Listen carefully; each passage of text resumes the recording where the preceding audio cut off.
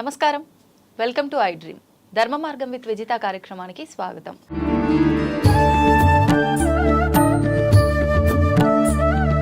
ప్రస్తుతం మనతో పాటు ఉన్నారు పరమహంస పరమ వాజకాచార్య పరమ పూజ్య శ్రీ శ్రీ శ్రీ శ్రీ విజయ భూమానందగిరి స్వామీజీ. ఇప్పుడు వారితో మాట్లాడి మరిన్ని మంచి మంచి విషయాలు తెలుసుకుందాం. నమస్కారం స్వామీజీ. శుభంతల్లి.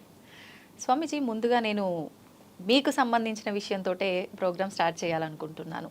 అయితే గృహస్థు ఆశ్రమంలో ఉండి మీరు తర్వాత సన్యాసిగా మారటం జరిగింది. నిజంగా ఒక సన్యాసిగా మారాలి అనంటే వివాహము, పిల్లలు, కుటుంబం, బంధాలు, బంధుత్వాలు అన్నీ ఉన్న తర్వాత కూడా మారే అవకాశం ఉంటుందా? అసలు సన్యాసి జీవనం ఏ రకంగా ఉండాలి? మనకు చతురాశ్రమాలు ఉంటాయమ్మా. బ్రహ్మచారాశ్రమం ఒకటి, రెండవది యువ ఆశ్రమం, యువకులుగా ఉంటారు కదా అది. మూడవదేమో మన వానప్రస్థాశ్రమం. నాలుగవది తురేయాశ్రమం అంటే సన్యాసాశ్రమం. బ్రహ్మచారాశ్రమం మొదటిది. బ్రహ్మచారాశ్రమంలో తను చదువుకుంటాడు, బాలుడుగా ఉంటాడు, చక్కగా చదువుకుంటాడు, తల్లిదండ్రుల నీడలో ఉంటాడు, చక్కగా చదువుకుని పెద్దవాడవుతాడు, ఏ ఉద్యోగం ఏదో చేసుకుంటాడు. అనంతరం అతడికి వివాహం అవుతుంది, చక్కగా కాపురం చేస్తాడు, భార్యని బిడ్డల్ని ప్రేమగా చక్కగా చూసుకుంటాడు, పిల్లల్ని సంస్కారయుతంగా పెంచి పెద్ద చేస్తాడు. అనంతరం వానప్రస్థం. అంటే వానప్రస్థం అంటే అతను కనీసం 50 సంవత్సరాల వయసు వచ్చేయాలి. అంటే ఈ కుటుంబానికి సంసారానికి సంబంధించినటువంటి బరువు బాధ్యతలు అయిపోవాలి. అయిపోయిన తర్వాత వాళ్ళు వానప్రస్థానికి రావాలి. నిజానికి శాస్త్రం ఏం చెప్తుందంటే వానప్రస్థం, ఈ సన్యాసం, ఈ రెండింటి గురించి ఎవరైతే వివాహం చేసుకుని పిల్లల్ని కంటారో, ఎందరిని కంటారో, 2, 3, 4 కంటారు కదా, చిట్ట చివరి పిల్లవాడికి లేదా పిల్లకి వివాహం చేసిన తర్వాత వారు కన్న పిల్లల్లో చివరి పిల్లకు లేదా చివరి కొడుకు చివరి కూతురు కూడా వివాహం చేసిన తర్వాత అనంతరం వారిద్దరూ వేరే వచ్చేసి ఒక కుటీరంలో కాపురం ఉండాలని చెప్తారంటే ఒక కుటీరంలో వానప్రస్తులుగా ఉండాలి ఆ భార్యాభర్తలు ఇద్దరు. అంటే బిడ్డల తరపునటువంటి బాధ్యత అంతా తీర్చేసుకుని, బిడ్డలకు సంబంధించిన వారికి చదువులు చెప్పించి, సంధ్యలు చెప్పించి, వారిని పెద్దలు చేసి వివాహాలు చేసి, చిన్నవాడికి కూడా వివాహం జరిగిన తర్వాత వీరు ఇంకా వారిని వదిలిపెట్టేసి విడిగా వచ్చి ఉండాలి, వానప్రస్తులుగా అంటారు అంటోంది శాస్త్రం. ఎందుకు ఉండాలి అంటే మరి ఎందుకు ఉండకూడదు? ఇంతకాలం పిల్లల్ని కని పెంచి పెద్ద చేసి ఇంకా వాళ్ళకు పుట్టిన పిల్లల్ని కూడా చూసి వాళ్ళకు ముక్కులు చీది వాళ్ళకు మూతులు కడిగి వాళ్ళని కూడా పెంచి పెద్ద చేయాలంటే వీళ్ళు తరించేది ఎప్పుడు? వీళ్ళు తరించాలి కదా. గృహస్థుగా ఉంటే తరించలేరు, కుదరదమ్మా. ఎందుకంటే గృహంలో పడి కొట్టుకుంటాడు, గృహానికి సంబంధించినటువంటి సమస్యలో పడి కొట్టుకుంటున్నప్పటికి దేవుడు ఎక్కడున్నాడు? ఏదో గుడి కనిపిస్తే దండం అని చెప్పుకోవడం, తిరుపతి వెళ్తున్నాను ఈరోజు నమస్కారం, శ్రీశైలం వెళ్తున్నాను నమస్కారం, అంతే తప్ప మనస్సు పెట్టేటటువంటి అవకాశం లేదు అక్కడ. ఇప్పుడు ఏమి చేద్దాం అనుకున్నా సరే పక్కన భార్య, బిడ్డలు వీళ్ళందరూ కనిపిస్తూ సమస్యలు, ఆర్థిక సమస్యలు, అనేక రకాలైనటువంటి సామాజిక సమస్యలు కనిపిస్తూ వీడిని పట్టి పీడిస్తూ ఉంటాయి. ఇంకా మనస్ఫూర్తిగా భగవంతుడి యొక్క ధ్యానం చేసేటటువంటి అవకాశం లేదు. చక్కగా భగవంతుడి ధ్యానం చేసే అవకాశం ఎప్పుడైతే ఉంటుందో అది మాత్రమే మనం పుణ్యము లేదా మోక్షము సంపాదించుకునే కాలం, అది మాత్రమే, అంతే. అయితే ఇప్పుడు మీరు అన్నట్టుగా భగవంతుడికి దగ్గరగా ఉండాలి అనంటే ఖచ్చితంగా సన్యాసం తీసుకోవాల్సిందే. ఇప్పుడు వానప్రస్థంలో ఉండాలి అనంటే ఇప్పుడు మీరు తీసుకున్న దాన్ని వానప్రస్థంగా భావించవచ్చా, సన్యాసంగా భావించవచ్చా? ఇప్పుడు అంటే కుటుంబంలో వాళ్ళకు, మీకు మాత్రం సన్యాసం తీసుకోవాలని ఉంది, కుటుంబంలో వాళ్ళు అభ్యంతరం తెలిపారే అనుకోండి, తీసుకోవడానికి అవకాశం ఉంటుందా, ఉండదా? కుటుంబంలో వారు అభ్యంతరం చెప్పినట్లయితే తీసుకో. ఇప్పుడు మేము ఏం చేస్తామంటే వారిని మా గురువు గారి దగ్గర తీసుకెళ్తాం. మా గురువు గారు మా ఎదురుగానే అడుగుతారు, ఏం తల్లి మీ శ్రీవారు లేకపోతే మీ అమ్మ, మీ నాన్న వీరు సన్యాసం తీసుకోవడానికి మీరు అంగీకరిస్తున్నారంటే వారు అంగీకరిస్తున్నాము అంటే వారు ఇస్తారు. అలాగే ఎప్పుడైతే అప్పటి వరకు మాతో కాపురం చేసేటువంటి మా ధర్మపత్ని ఎప్పుడైతే మేము సన్యాసం స్వీకరించడానికి అంగీకరించిందో అప్పుడు గురువు గారి ముందే మా ధర్మపత్నికి మేము సాష్టాంగ దండ ప్రమాణం ఆచరించాలి. అంటే ఇప్పటి ఒక క్షణం క్రితం వరకు నువ్వు నాకు భార్యవి, ఎప్పటి నుంచి నువ్వు నాకు తల్లివి, అంతే, శాశ్వతంగా అంతే. ఇంకా అయితే అనంతరం ఈ వానప్రస్థం అయిన తర్వాత కొద్ది కాలం అయిన తర్వాత కావాలి అంటే సన్యాసం తీసుకోవచ్చు, లేకపోతే వానప్రస్తులుగా ఉండిపోవచ్చు. వానప్రస్తులు అంటే చక్కగా భార్యాభర్తలు కలిసి ఉండి, కలిసి ఆధ్యాత్మిక కార్యక్రమాలు చేసుకుంటూ, కలిసి తీర్థయాత్రలు చేసుకుంటూ, చక్కగా భగవంతుడి యొక్క నామజపంలో ఉంటూ శాశ్వతంగా అట్లాగే ఉండిపోవాలి. లేకపోతే సన్యాసమైనా తీసుకోవచ్చు. సన్యాసం తీసుకుని వారికి సన్యాసపరంగా వాళ్ళ జీవనాన్ని వారు కొనసాగించవచ్చు. ఇప్పుడు చాలా సంవత్సరాల క్రితం స్త్రీలకు సన్యాసం లేదు అన్నారు, కానీ స్త్రీలు కూడా సన్యాసం తీసుకుంటున్నారు. ఇప్పుడు చాలా మంది మాతాజీలు కూడా ఉన్నారు. ఇప్పుడు సన్యాసాన్ని స్వీకరించినటువంటి మాతాజీలు బోళ్ళు మంది ఉన్నారు, మహానుభావురాలు. మాకు కూడా గురుస్థానం ఉన్నటువంటి వారు అంత గొప్పవారు ఉన్నారు. ఇప్పుడు సన్యాసులు అనగానే కొన్ని నియమాలు ఉంటాయి కదా, ఖచ్చితంగా కట్టుబాట్లు. ఆడవారిలో ఎలాంటి ఉంటాయి, మగవారిలో ఎలాంటి ఉంటాయి? అంటే ఆడమగ తేడా లేదు, కానీ ఇంచుమించుగా కట్టుబాట్లు ఒకటే ఉంటాయి. మీరు తెల్లవారుజామునే లేవడం, భగవద్ధ్యానం చేయటం, ముఖం కూడా కట్టుకోనక్కర్లా, ముందే భగవద్ధ్యానం చేసేయాలి. భగవద్ధ్యానం చేసుకోవటం, అనంతరం కాలకృత్యాలు తీర్చుకుని మళ్ళీ చక్కగా స్నానాలు అవన్నీ చేసి మళ్ళీ భగవద్ధ్యానం చేయటం, లేకపోతే గ్రంథపట్టణం చేయడం, అనంతరం పూజలు పురస్కారాలు ఉంటే చేసుకోవడం. మన మాటలు వినడానికి, మనం చెప్పేటటువంటి ఆధ్యాత్మిక విషయాలు వినడానికి ఎవరైనా వస్తే వారందరినీ కూర్చోబెట్టి వారికి చక్కగా మనం ఆధ్యాత్మిక విషయాలు చెప్పగలగటం. ఈ సన్యాసత్వంలో ముఖ్యమైనటువంటి విషయం ఒకటి ఉందా, అది త్యాగం, అంటే దానం చేయడం. నీ దగ్గర ఏమున్నా సరే, ఏదో కొద్దిగా ఉన్నా ఆ కొద్దిలో మరి కొద్దిగా పెట్టంతే. ఇటు వరకు మనం దానం చేయవలసిందే. ఈ దానము త్యాగము అనేవి లేనప్పుడు ఇంకా సన్యాసత్వం అనడానికి అర్థం లేదు. తప్పనిసరిగా త్యాగం అనేది ఉండాలి. ఇక ఈ సన్యాసత్వంలో మేము అదే పనిగా మేము ధ్యానం చేసుకుంటూ భగవద్ పూజలు చేసుకుంటూ మేము ఏమి స్వీకరించినా శివార్పణమస్తు నారాయణార్పణమస్తు అంటూనే స్వీకరించాలి. అలాగే మా పాదాలకు అనేక వేల మంది, లక్షల మంది నమస్కారాలు చేస్తూ ఉంటారు. మనం గొప్పగా పొంగిపోయి, ఆహా చూసావా ఇంతమంది వచ్చి మాకు పాద నమస్కారం చేస్తున్నారు, నేను అంత గొప్పవాడు అనుకోకూడదు.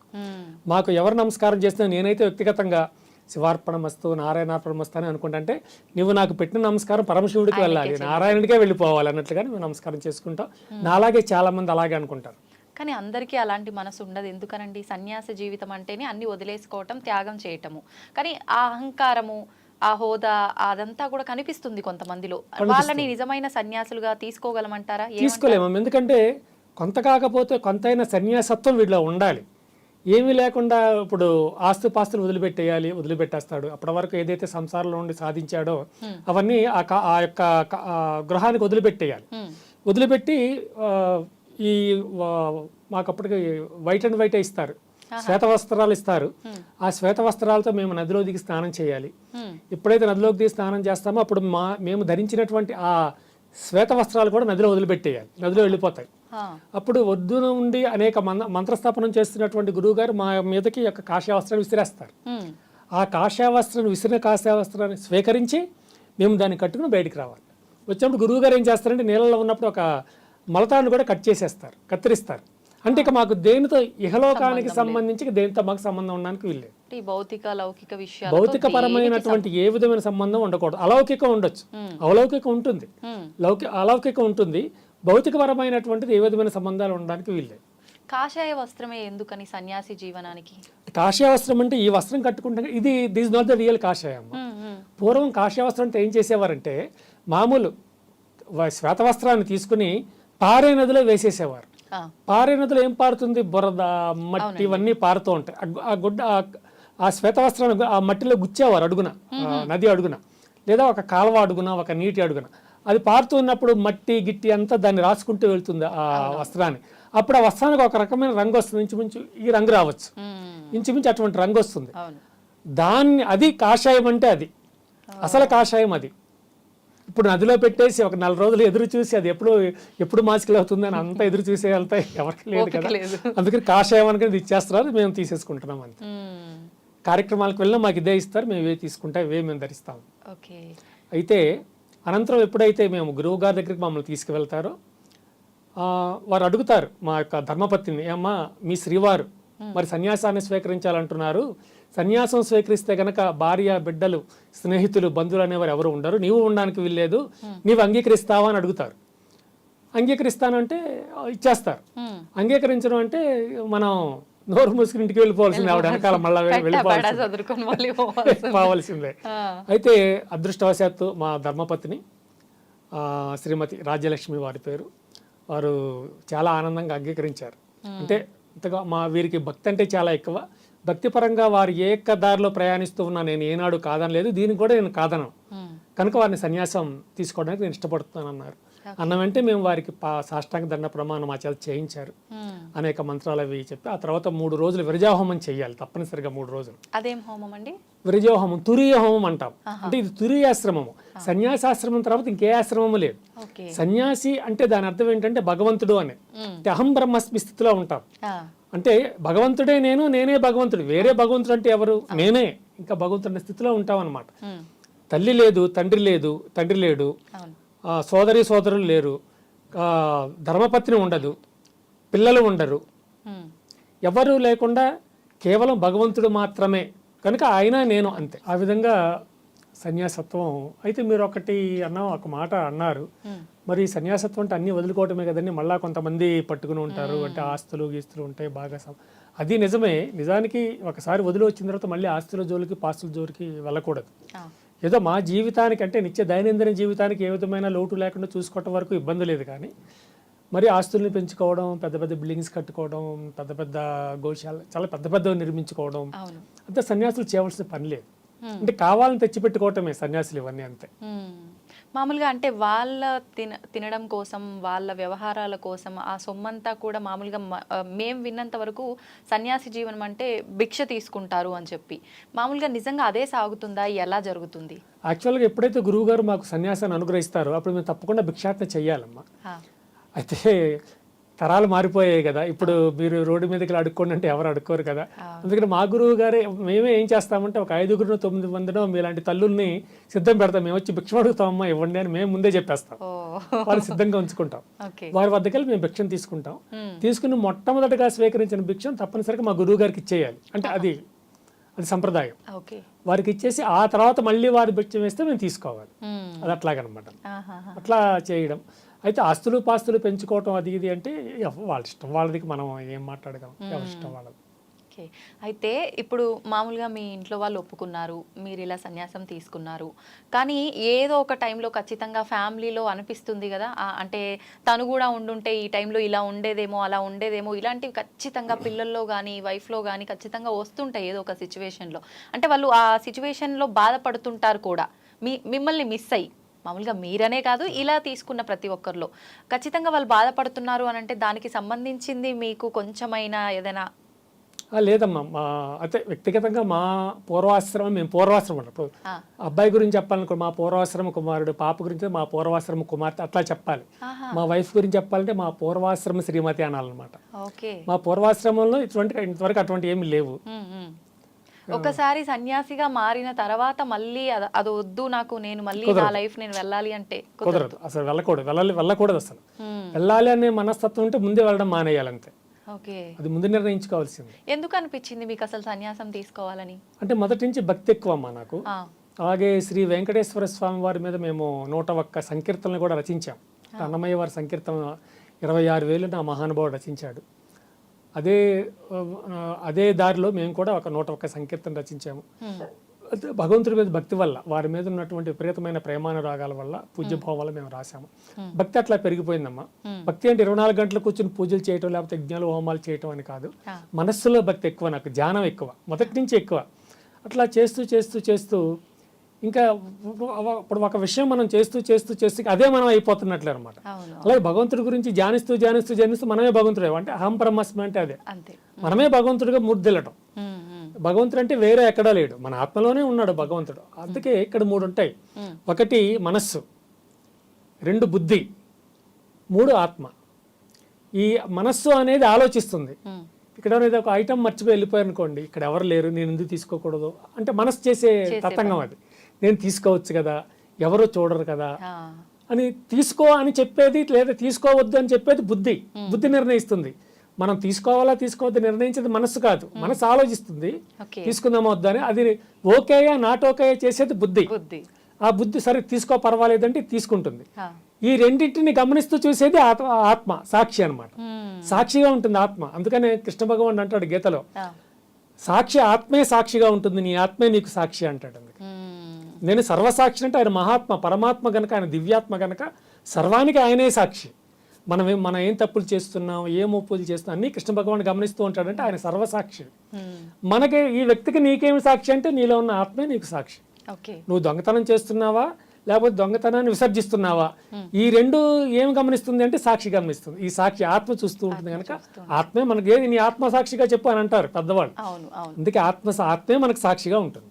అదే అయితే ఇప్పుడు సన్యాసం తీసుకోవడం వెనకాల అసలు పర్పస్ ఏంటి? మామూలుగా అంటే ఈ బంధాలు, ఈ బంధుత్వాలు వీటన్నిటి మధ్య ఉంటూ ఉంటే మనం చేసుకున్న కర్మలు ఏదో ఒక కర్మ, అది పాపమే కావచ్చు, పుణ్యమే కావచ్చు, పెరుగుతూనే పోతుంది. విముక్తి పొందలేము, ఈ జీవితం నుండి మోక్షం పొందలేము. కాబట్టి ఈ బంధాలన్నీ పక్కన పెట్టి సన్యాసం తీసుకుంటే ఎంతసేపు ఆయన ధ్యానంలోనే ఉంటాం కాబట్టి మోక్షం పొందడానికి అవకాశం ఉంటుంది అనేనా, ఇంకేదైనా రీజన్? కృష్ణ భగవానుడు ఒక మాట అంటాడమ్మా గీతలో, అపిచేదసి పాపేభ్య సర్వేభ్య పాపకృత్తమః సర్వం జ్ఞాన ప్లవేనైవ వృజినం సంతరిష్యసే అంటాడు. ఖచ్చితంగా చెప్తాడు కృష్ణ భగవానుడు. అర్థం ఏంటండి? మీరు ఎన్ని పాపాలు చేసినా, అసలు మీరే పెద్ద పాపం అనుకోండి, ఆ పాపాల కడలి నుంచి మిమ్మల్ని రక్షించేది జ్ఞానం అనేటటువంటి ఒక పడవ మాత్రమే.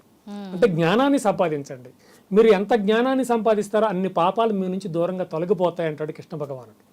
కనుక మేము జ్ఞానాన్ని సంపాదిస్తూ ఉంటాం. అంటే మేము పాపాలు చేసాం కనుక అవి పోగొట్టుకోవడం జ్ఞానాన్ని సంపాదించడం కాదు, జ్ఞానం తెలుసుకోవాలి. ఇప్పుడు రెండు ఉన్నాయమ్మా, ఒకటి జ్ఞానము, రెండు విజ్ఞానము. చాలా మంది అనుకుంటారు జ్ఞానము విజ్ఞానము రెండు ఒకటే అనుకుంటారు, కానీ కాదు. జ్ఞానం వేరు, విజ్ఞానం వేరు. విజ్ఞానము అంటే భౌతికానికి సంబంధించింది. ఈ బిల్డింగ్ ఎట్లా కట్టారు, ఈ లైట్లు ఎట్లా వెలుగుతున్నాయి, ఈ కెమెరాస్ ఎట్లా వర్క్ చేస్తాయి, కార్లు ఎట్లా తిరుగుతున్నాయి, ట్రైన్స్ ఎట్లాగా, హౌ దట్ బసెస్, కార్స్, ఇవన్నీ తెలుసుకోవడం విజ్ఞానం. ఈ ప్రపంచానికి సంబంధించిన విషయాలు తెలుసుకోవడం విజ్ఞానం. కేవలం భగవంతుడికి సంబంధించిన తెలుసుకోవడం మాత్రమే జ్ఞానం, అంతే. ఆధ్యాత్మిక విషయాలకు మాత్రమే జ్ఞానము అంటాం. విజ్ఞానం అనేది భౌతికానికి సంబంధించింది. అవును. నిజంగా ఇప్పుడు ఈ జ్ఞానం తెలుసుకోవడం వల్ల ఉపయోగం ఏంటి? ఒక మనిషి జ్ఞానం తెలుసుకోవడం వల్ల, ఇప్పుడు ఒక మనిషి జన్మ తీసుకున్నారు, ఒక శిశువు పుట్టింది, తర్వాత రొటీన్ అంతా అందరికీ జరిగినట్టుగానే జరుగుతుంది. పుట్టుక, మరణము, మధ్యలో ఆ జీవితము, ఎదుగడము, డౌన్ అయిపోవడము, కష్టాలు, సుఖాలు, ఇవన్నీ కామన్. ఈ జ్ఞానాన్ని నేను తెలుసుకోవడం వల్ల నాకు ఇంకా తేడా ఏం జరుగుతుంది నా లైఫ్లో? అంటే అమ్మా, మంచి ప్రశ్న అడిగారు. ఇప్పుడు ఏమిటంటే జ్ఞానం తెలుసుకోవటం అంటే, జ్ఞానము అంటే ఒక విషయం, అసలు జ్ఞానము అంటే ఏమిటో ఒకటి ఉంటుంది కదా. ఏది తెలుసుకుంటే ఇంకా ఏది తెలుసుకోవాల్సిన అవసరం లేదో అదే జ్ఞానం. ఏది మనం తెలుసుకుంటే ఇంకా ఏది తెలుసుకోవాల్సిన అవసరం ఉండదో ఆ తెలుసుకునేదే జ్ఞానం అంటారు. ఉంటుంది. కనుకనే ఇప్పుడు భార్య ఒక భ్రమ, పిల్లలు ఒక భ్రమ, ఆస్తిపాస్తులు ఒక భ్రమ, స్నేహితులు ఒక భ్రమ, బంధుమిత్రులు ఒక భ్రమ. మరి నీ భ్రమ అనుకుంటూ పోతే మరి భ్రమ కానిది ఏముంది అంటే, శంకరాచార్యులు వారు అంటారు అసలు నువ్వే ఒక భ్రమ అంటారు ఆయన. అసలు నీకు నువ్వే ఒక భ్రమ అంటారు. ఈ భ్రమలన్నీ తొలగించుకుని పోతే సత్యం బోధపడుతుంది, జ్ఞానం బోధపడుతుంది. ఆ జ్ఞాన స్వరూపమే సాక్షాత్తు పరమాత్మ. ఆ పరమాత్మను సాధించుకోవటం కోసమే ఇవన్నీ అన్నమాట. ఇప్పుడు మనలో ఉన్న ఈ ఆత్మ ఏదైతే ఉందో అదే భగవత్ స్వరూపం. మరి ఇంకెందుకు అంటే ఈ సన్యాసం తీసుకోవడం కానివ్వండి, ఆలయాలకు వెళ్ళడం కానివ్వండి, ప్రత్యేకించి ఆరాధన చేయడం కానివ్వండి, ఇవన్నీ ఎందుకు అసలు? ఇంకా చేస్తుంటారు, యజ్ఞయాగాదులు చేయడం అన్నీ ఉన్నాయి. తీర్థయాత్ర, ఇప్పుడు మీరు అన్నారు కుంభమేళకు వెళ్ళారా వెళ్ళలేదా అడిగారు కదా, ఇవన్నీ కూడా వాటికి సంబంధించినవే. అవన్నీ కూడా చేయవలసి, నిజంగా నేను తరించాలి అనుకుంటే నేను కూర్చుని దగ్గర నుంచి కదలవలసిన అవసరం లేదు, ఇవేమీ చేయవలసిన పని లేదు. కాకపోతే ఇవన్నీ ఎందుకు చేస్తాము అంటే ఆత్మ సంతృప్తి కోసమే యజ్ఞయాగాదులు కానివ్వండి, పూజలు పునస్కారాలు కానివ్వండి, లేదా తీర్థయాత్రలు చేయడం కానివ్వండి, కేవలం ఆత్మ సంతృప్తి కోసం మాత్రం అవన్నీ చేస్తాం. కానీ ఇవన్నీ చేసేంత మాత్రం పుణ్యం రాదు. వీటన్నిటికీ మూలం పుణ్యం కాదు. ఇప్పుడు మనం ఏదో ఇక్కడ పెద్దమ్మవారి ఆలయానికి వెళ్ళి, లేకపోతే విజయవాడ కనకదుర్గ అమ్మవారి ఆలయానికి వెళ్ళి, తిరుపతికి వెళ్ళి 4 నమస్కారాలు, 40 లక్షలు అక్కడ డొనేట్ చేసాము అంటే పుణ్యం రాదు. అక్కడ అన్నదానం చేసినా పుణ్యం రాదు. మరి ఏం పుణ్యం వస్తుంది అంటే, అనుక్షణం భగవంతు నామాన్నే రమిస్తూ, భగవంతుడి నామాన్నే తలుచుకుంటూ, ఆ విధంగా ధ్యానం చేస్తూ ఉండడమే. భగవంతుడిని తలుచుకుంటూ అట్లా ఉండడమే. అదే మోక్షానికి మూలం, అదే మోక్షం. నామస్మరణ అంతే. కలియుగానికి మనకి భగవంతుడు అనుగ్రహించింది ఏమిటంటే నా నామస్మరణ చేసుకో అంతే. ఇప్పుడు కృతయుగానికి త్రేతాయుగానికి ఏమిటంటే యజ్ఞాలు యాగాలు అవన్నీ చెప్పారు. ఈ కలియుగానికి ఏమిస్తావు నాయన అంటే నా నామస్మరణ చేయండి, సంకీర్తన చేయండి, చాలు, తరిస్తారు. అది ఇంకేమి చేయనక్కర్లేదు. యజ్ఞాలు యాగాలు చేయనక్కర్లేదు. అసలు యజ్ఞాలు యాగాలు చేసేటటువంటి అధికారం మానవులకి ఉంది, కానీ అంత పర్టికులర్గా చేయవలసిన అవసరం ఏమీ లేదు ఈ కలియుగంలో. నామజపం చేస్తే చాలు. మరి నామస్మరణ ఒక్కటే చాలు అన్నప్పుడు ఖచ్చితంగా తెలిసి కానీ తెలియక కానీ ఏదో రకంగా ఆయన నామస్మరణ ఏదో ఒక సమయంలో చేస్తూనే ఉన్నాం ప్రతి ఒక్కరం కూడా. అయినా కూడా ఎందుకు ఇన్ని ఇబ్బందులు పడుతున్నాం? మరి అంటే ఒకటమ్మా, మనం భగవన్నామస్మరణ చేసేంత మాత్రం మనకున్న కష్టాలు పోతాయని అర్థం కాదు. ఆ, కష్టాలు వస్తాయి, ఆ, ఇప్పుడు మనుషులకే వస్తాయి, చెట్లకే వస్తాయి, జంతువులకే వస్తాయి. కష్టాలు రాకుండా ఎక్కడ ఉంటాయమ్మా? ఎప్పుడైతే సంసారం అనే దాంట్లో అడుగు పెట్టామో అప్పుడు కష్టాలు ప్రారంభమవుతాయి. అంటే అందుకని ఎవరు వివాహం చేసుకోవద్దని చెప్పకూడదు, అది తప్పు, అలా చెప్పకూడదు. ఎందుకంటే మరి సంసారం, మీలాంటి సంసారాలు మీరు చక్కగా పిల్లల్ని కంటాం, వాళ్ళని చక్కగా అన్నట్లు ఈ దేవేంద్రుడు మీలాంటి స్త్రీల గురించి ఒక మంచి మాట అంటాడు. ఏంటండి? ఒక ప్రశ్న ఉంది దేవేంద్రుడికి, స్త్రీ అంటే ఏమిటి? ఆ, మీకు చాలా ముఖ్యమైన విషయం. స్త్రీ అంటే ఏమిటని అడుగుతారు వారు. దేవేంద్రుడు సాక్షాత్ వేదంలో ఉంటుంది, అధర్వణ వేదంలో ఉంటుంది ఇది. స్త్రీ అంటే ఏమిటంటే దేవేంద్రుడు అద్భుతంగా చెప్పాడు. ఆ, స్త్రీ అంటే అర్థం ఏమిటి అంటే తనని తాను సంపూర్ణంగా కప్పుకునేది అని అర్థమాట. ఇప్పుడు స్త్రీలు చక్కగా చీర కట్టుకుని చక్కగా ముసుగు వేసుకుంటారు కదా, అంటే సంపూర్ణంగా కప్పుకునేది స్త్రీ. మరి ఆ స్త్రీ ఏం చేస్తుందన్న ప్రశ్న కూడా ఉంది అక్కడ. ఆయన చెప్తాడు, ఈ స్త్రీ ఏం చేస్తుంది అంటే తల్లిదండ్రుల కడుపున పుట్టి సంప్రదాయబద్ధంగా ఎదిగి తాను సైతం వివాహం చేసుకుని చక్కటి బిడ్డలను కని వారిని కూడా సంప్రదాయబద్ధంగా పెంచి పెద్ద చేసి ఈ సమాజానికి స్త్రీ సమర్పిస్తుంది. ఒక స్త్రీ ఈ సమాజానికి చేసిన సేవ కన్నా మగవాడు ఎన్నడూ చేయలేడు అంటాడు ఆయన. మగవాడు ఎప్పటికీ ఆ సేవ చేయలేడు, స్త్రీ మాత్రం ఇంత అద్భుతమైనటువంటి వితరణ చేస్తుంది. తన పిల్లల్ని సమాజానికి పంపిస్తుంది, సమాజానికి సమర్పిస్తుంది. ఈ సమాజం ఇంత విస్తృతమైపోయింది అంటే, ఇన్ని కోటాను కోట్ల మంది ప్రజలు ఈ సమాజంలో ఉన్నారు అంటే దాని అర్థం శ్రీమూర్తి కనుక ఇట్లా చేయగలిగింది అని చెప్తారు ఆయన. నిజంగా చాలా అద్భుతంగా చెప్పారు ఆయన. దేవేంద్రుడు అందరూ తిడతారు వీళ్ళు, దేవేంద్రుడు అట్లాగా, దేవేంద్రుడు ఇట్లాగా అని. చాలా అద్భుతమైనటువంటి ప్రకటన చేశారు వారు స్త్రీల గురించి. ఇప్పుడు ఇంత అద్భుతంగా స్త్రీల గురించి చెప్పారు. ఈయన చెప్పడమే కాదు, మన పురాణాల్లో కూడా స్త్రీలకి చాలా మంచి ప్రాధాన్యత ఉన్నట్టుగా మనకు వినిపిస్తోంది మాటలను బట్టి. కానీ ప్రస్తుతం ఉందంటారా? అది లేదనే చెప్పాలి. ఎందుకని, ఏం జరిగిందంటారు? అంటే ఈ మానవుల ఆలోచనల్లో దృక్పథం మారిపోయిందమ్మా. నేను నిన్న ఒక వీడియో చూశాను, కుంభమేళాకి వెళ్తూ ఉంటే థర్డ్ ఏసీ సెకండ్ ఏసీ ఆ బయట ఉన్న కొన్ని వందల మంది మీద పడిపోయి ఆ గ్లాసులు బద్దలు కొట్టి లోపలికి వెళ్ళిపోయి ఆడవాళ్ళమే పడిపోతున్నారు కూర్చోడానికి. అవును, అంటే అసలు స్త్రీ అంటే అసలు అంటే అవకాశం బట్టి మాట్లాడడం అంతే, అట్లాగే ఉంది. లేకపోతే స్త్రీ మీద పడిపోవటం ఏంటి? అందరూ ఈ మగవాళ్ళంతా తోసుకు వెళ్ళిపోయి అంటే ఆ ట్రైన్ ఎక్కాలి అని, అంతే అంతే, టికెట్లు ఉండదు వీళ్ళ దగ్గర, టికెట్లు కొనరు, వెళ్ళిపోయి ట్రైన్లో ఏసీలో ప్రయాణం చేయాలి, అద్దాలు బద్దలు కొట్టి దౌర్జన్యం, అంతే, దౌర్జన్యం తప్ప ఏమీ లేదు.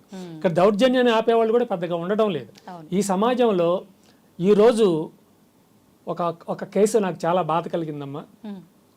ఒక అమ్మాయిని, ఒక ఆడపిల్లని నిన్ను లవ్ చేశాను చెప్తే అమ్మాయి రిఫ్యూజ్ చేసింది. నువ్వు రిఫ్యూజ్ చేస్తావా అని చెప్పి ఒక రోజు ఇంటికి వచ్చి ఆ అమ్మాయి కన్నతల్లిని అడ్డు వచ్చిన ఆమె తండ్రిని ఇద్దరిని చంపేశాడు ఆయన. ఆ కుర్రవాడు ఇద్దరిని మర్డర్ చేసేసాడు, గొంతుల మీద కత్తితో నరికి. ఈ అమ్మాయి మీద కూడా దాడి చేస్తే ప్రాణాలతో బయటపడింది. అటువంటి వాడు 100 మంది చూస్తూ ఉండగా వాడిని అరెస్ట్ చేశారు. కానీ అరెస్ట్ చేసి 2వ నెల 3వ నెలలోనే బెయిల్ ఇచ్చి చక్కగా పంపించేశారు. శిక్ష లేదమ్మా, ఇక్కడ శిక్షలేమీ లేవు. ఈ రోజు మనం ఎంత ఘోరమైన నేరం చేసినా సరే కోర్టులో హామీ ఇస్తున్నాయి, పర్వాలేదు నేను పంపించేస్తానని. నేను చెప్పిన కేసు చాలు కదమ్మా చెప్పడానికి. అంతే, ఒక 2 మర్డర్లు జరిగాయి, ఒక రేప్ అటెంప్ట్ జరిగింది, 3 నేరాలు ఒక దగ్గరే జరిగినప్పుడు కోర్టు ఏమీ కాకుండా 2వ నెల 3వ నెలలోనే బెయిల్ ఇచ్చి పంపేసింది అంటే ఏంటమ్మా దారుణం ఇది? అంటే ఏం చేసినా పర్వాలేదు, మహా అయితే ఒక 2 నెలలు లోపల ఉన్న తర్వాత మళ్ళీ యథావిధిగా మా పనులు మేము చేసుకుంటామనే ధోరణి ఏర్పడుతుంది. అంతే, మనం ఒకరు కూడా ఇదే స్టేట్మెంట్ ఇచ్చి ఏంటంటే మన చిలుకూరు బాలాజీ గారి ప్రధాన అర్చకుడి మీద ఒక ఆయన ఏదో దాడి చేశాడు, అతని వీరరాఘవరెడ్డి. ఆయనకి నేను ఇదే చెప్పాను వీడియోలో, అయ్యా మీరు చేసిన పని మంచిది కాదు, మనం దాడి చేయటం ఏంటి, సాక్షాత్తు వెంకటేశ్వర స్వామి వారి సేవకుడి మీద దాడి చేయడం తప్పండి, అట్లా చేయకూడదు. కానీ ఒకటి మీకేమీ కాదు, ఎందుకంటే నేను ఈ కేసును ఉదహరించి అటువంటి వాళ్ళకి బెయిల్ వచ్చింది, మీకు బెయిల్ రావడం పెద్ద కష్టమేమి కాదు, వస్తుంది. కానీ వచ్చిన తర్వాత ఒక పబ్లిక్ మీటింగ్ పెట్టి వారిని కూడా పిలిచి వారి పాదాలకు నమస్కారం చేసి అందరి ముందు వారికి క్షమాపణ చెప్పండి నేను చెప్పాను. కానీ ఎంత ఘోరంగా అసలు ఆయన పాదాల దగ్గర కూర్చోబెట్టుకుని ఆయన్ని, ఆయన వయసుకు కూడా గౌరవం ఇవ్వకుండా చేశారు. నిజంగానే చాలా బాధాకర విషయం అది, నిజంగా ఆయన విషయంలో జరిగింది. అవునమ్మా, చాలా దుర్మార్గం అది చేయకూడదు, అది జరగకూడని పని. పైగా హిందువులు అసలు చేయకూడదు, హిందువులకు ఆ హిస్టరీ లేదు.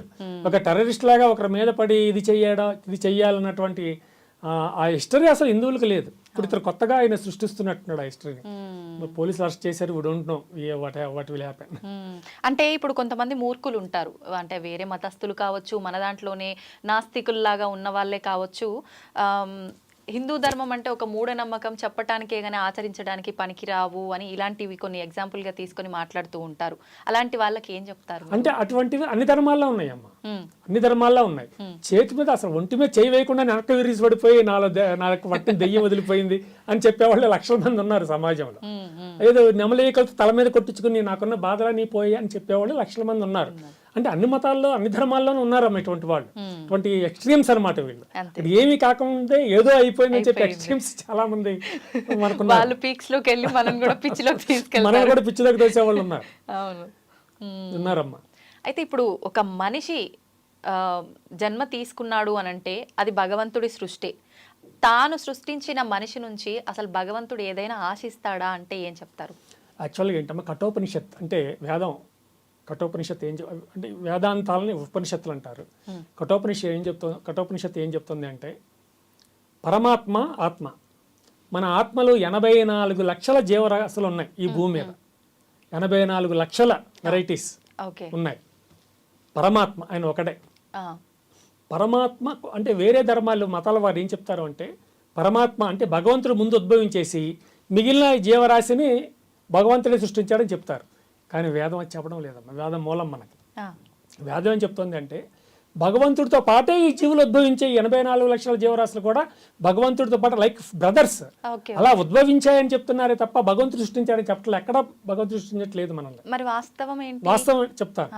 భగవంతుడు సృష్టించాడంటే ఇది విషయం ఎట్లా అంటే ఇప్పుడు సూర్యుడు అన్నది పరమాత్మ అయితే సూర్యుడు చుట్టూ వచ్చేటటువంటి కిరణాలు మనం జీవాత్మని చెప్పాలి. అట్లాగని మన వేదం అది చెప్తోంది. అది నిజం కూడా. అందుకని ఇప్పుడు ఒక మనిషి మరణించిన తర్వాత అక్కడతో అతని జీవితం అయిపోతుంది, మరొక జీవితం ప్రారంభమవుతుంది. మరణాంతర జీవితం కూడా ఉంటుంది. అది స్వర్గం అనండి, నరకం అనండి, లేకపోతే కర్మ జీవితం అనండి. అంటే వీడు జీవించి ఉన్నప్పుడు వీడు ఒక జీవిగా వాడు ఏమి కర్మలు చేశాడో, ఏం తప్పులు చేశాడో, లేదా ఏం ఒప్పులు చేశాడో అవన్నీ కూడా కర్మ నిర్ణయిస్తుంది. వీడి తర్వాత ఏ జన్మ ఎత్తాలి, ఈ 84 లక్షల జీవాలలో ఏ జన్మని వీడికి ఇవ్వాలని కర్మ నిర్ణయిస్తుంది. భగవంతుడు కూడా సంబంధం లేదమ్మా. చాలా మా కర్మ కొద్దీ మాకు ఈ జన్మ ఇచ్చాడు, ఇలా బతుకుతున్నాం. దేవుడికి సంబంధం లేదు అసలు. అసలు శివుడాజ్ఞ లేనిది చీమ కుట్టదు అంటారు కదా. అవన్నీ తర్వాత విషయాలు, అవన్నీ తర్వాత వచ్చిన మాటలు అవన్నీ. కానీ మన కర్మే మన జీవితాన్ని అంటే తీసుకోవాల్సినటువంటి జీవితం ఏదో కర్మ నిర్ణయిస్తుంది. భగవంతుడికి అసలు సంబంధమే లేదు. నీవు చేసిన కర్మే ఓ నీరజాక్ష అన్నట్లుగా మనం ఏం తప్పులు చేశామో లేదా ఏ ఒప్పులు చేశామో తర్వాత మనం స్వీకరించవలసిన జన్మ ఆ కర్మే నిర్ణయిస్తుంది. కర్మే నిర్ణయిస్తుంది తప్ప భగవంతుడు ఏం నిర్ణయించాడు. నువ్వు చచ్చిన తర్వాత స్వర్గానికి వెళ్తావు, నువ్వు చచ్చిన తర్వాత నరకానికి వెళ్తావు. నరకము స్వర్గం లేవమ్మా. ఎక్కడ ఏదో స్వర్గం అక్కడ ఏదో రంబలో ఓర్వశలు ఏదో వాళ్ళు ఏదో డాన్సింగ్ స్టార్స్ ఏదో ఉన్నట్టు ఏదో చెప్తారు. అవన్నీ పిచ్చి మాటలమ్మా. ఎక్కడా లేవు. నరకం కూడా లేదు.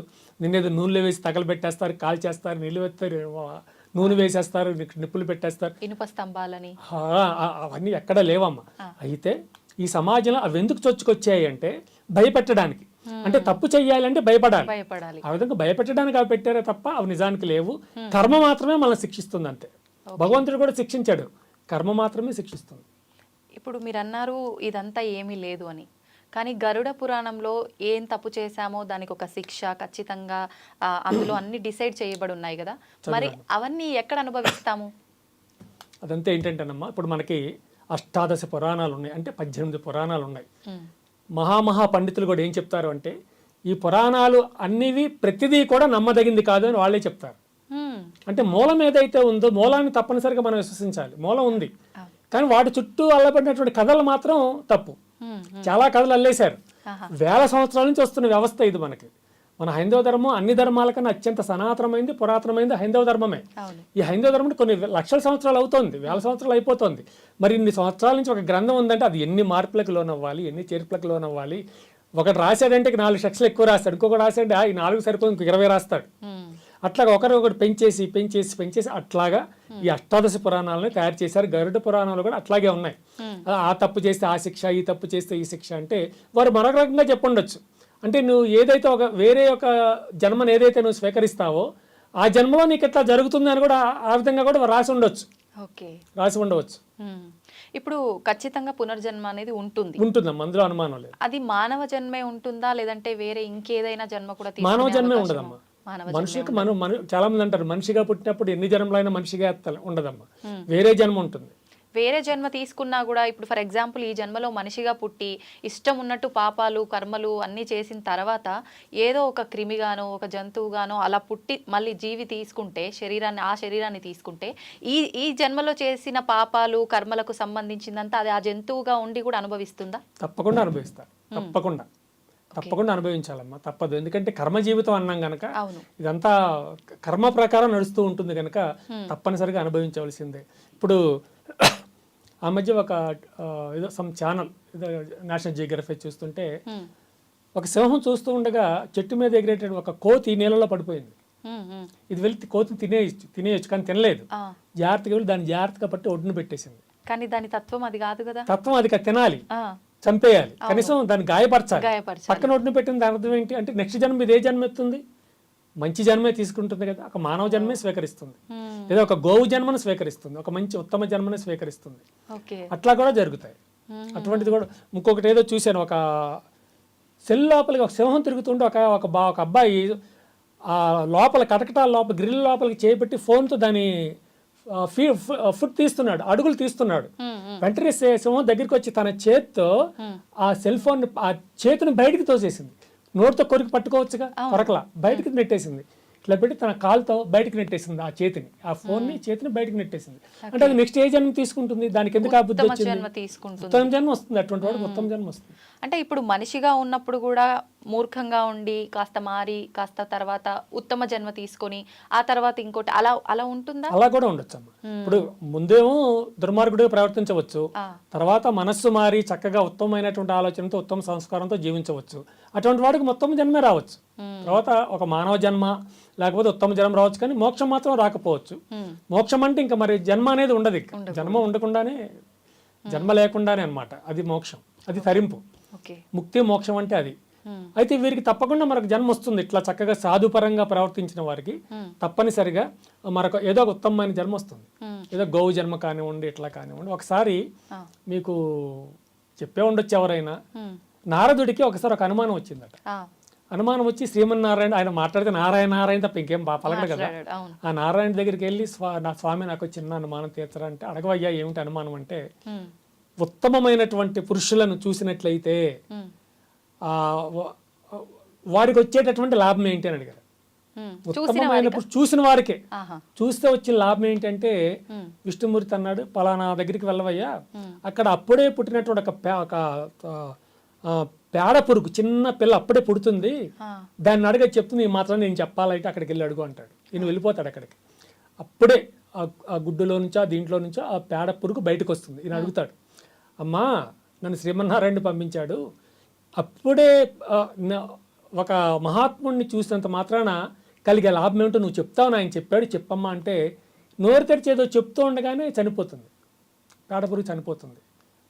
ఈయన వెంటనే శ్రీమన్నారాయణ దగ్గరికి వెళ్ళి, స్వామి మీరు చెప్పారు కదా, నేను అడిగాను ఆ చిన్న పేడ పురుగు పాపం వెంటనే చచ్చిపోయింది స్వామి అంటే, ఓ అలాగా ఒక పని చేయి, ఇంకొక దగ్గరికి వెళ్ళు, అక్కడ ఒక గుర్రం ప్రసవిస్తూ ఉంటుంది, ఆ ప్రసవించే బిడ్డను అడిగి అది చెప్తుంది, ఈ మాత్రం నేను చెప్పనక్కర్లేదయ్యా అన్నాడు ఆయన.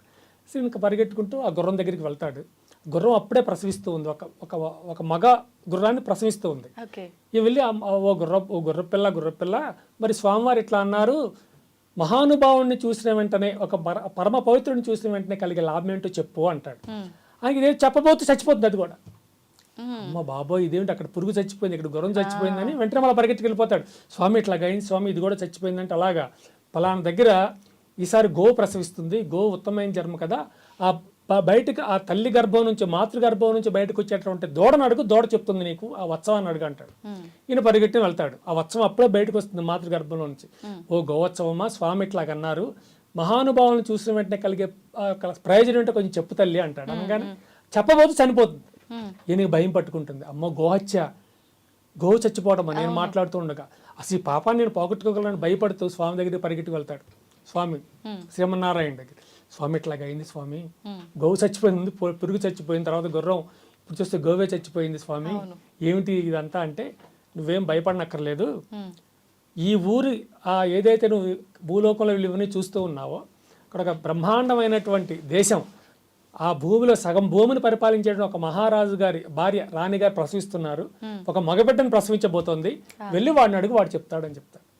మళ్ళీ ఈయన వెళ్తాడు, సరిగ్గా అప్పుడే ఆ మాయ వల్ల, ఆ విష్ణు మాయ వల్ల అందరు నిద్రపోతారు. ఉమ్, చాలా మంది ఉంటారు కదమ్మా పరిచారికలు. అవునవును. అప్పుడే ఆ తల్లి ప్రసవిస్తుంది. ఈయన వెళ్తాడు, బిడ్డ పక్కలో ఉంటుంది. ఉమ్, ఈయన ఎదురుగా వెళ్తాడు, వెళ్ళి నాయనా మరి శ్రీమన్నారాయణుడిని అడగమన్నాడు, మహాత్ములను మహానుభావులను చూసినంత మాత్రాన మీకు వచ్చేటటువంటి లాభం ఏమిటి అడగమన్నాడు అంటే పెద్దగా ఒక నవ్వుతాడు బిడ్డ.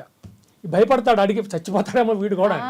కానీ వాడు పెద్దగా నవ్వుతాడు. నవ్వి నారద మహాశయ, ఇంతవరకు మీరు విషయాన్ని తెలుసుకోలేకపోయారా? నేను ముందుగా మొట్టమొదటిగా ఒక పేడ పురికి పిల్లగా నేను పుట్టా, మిమ్మల్ని చూస్తూ మరణించిన వెంటనే ఉత్తమమైన జన్మ, గుర్రం జన్మ నాకు లభించింది. గుర్రంగా ఉన్నప్పుడు మళ్ళీ వచ్చి అడిగారు, నేను పుడుతూ ఉన్నప్పుడు ఇదే ప్రశ్న అడిగారు. నేను చెప్పబోతూ మరణించా. నేనేం జన్మ తీసుకున్నా? గోవు జన్మ, ఉత్తమోత్తమైన జన్మ గోవు జన్మ నేను తీసుకున్నా. ఆ మళ్ళా మీరు నా దగ్గరకు వచ్చి అడగబోయారు. మిమ్మల్ని చూసిన వెంటనే నేను మళ్ళీ మరణించి ఇప్పుడు ఏమయ్యాను? ఈ భూమిని పరిపాలించే మహారాజు గర్భాన వాడు కొడుకుగా రాజకుమారుడిగా జన్మించా. ఇప్పుడు మీకు అర్థమయ్యిందా? ఉత్తములను చూసినట్లయితే, మీలాంటి మహాత్ములను చూసినట్లయితే మాకు కలిగే లాభం ఏమిటో మీకు అర్థమైంది కదా అంటాడు. అదమ్మా. సూపర్ అండి, నిజంగా చాలా డీటెయిలింగ్గా చెప్పారు. నిజంగా చాలా బాగా అర్థమైంది. మామూలుగా నేను ఇంతకుముందు విన్నా, అంటే ఈ మనం చేసుకున్న కర్మలను బట్టి మనం ఎంత హీనమైన జన్మ తీసుకుంటామో మళ్ళీ దాంట్లో కూడా కొంచెం స్టేజెస్ ఉంటాయి, ఇలా ఉంటాయి అని చెప్పి మీరు చెప్పిన తర్వాత నాకు నిజంగా చాలా క్లియర్గా అర్థమైంది. అయితే ఇప్పుడు కర్మ ఏది ఎటు చూసుకున్నా కూడా మనిషి జీవితం అనేది మొత్తం కర్మ చుట్టూనే తిరుగుతూ ఉంది. ఈ కర్మను అసలు మనం తప్పించుకునే అవకాశం లేదా? మన మీదకి దూసుకు వచ్చేటటువంటి మిసైల్స్ని తప్పించుకోగలం, కానీ కర్మను తప్పించుకోలేము. ఎందుకంటే సంచిత కర్మలు అంటారు. ఇది మన మార్కెట్కి వెళ్తూ సంచి పట్టుకుని వెళ్ళేవారు మన తల్లిదండ్రులు.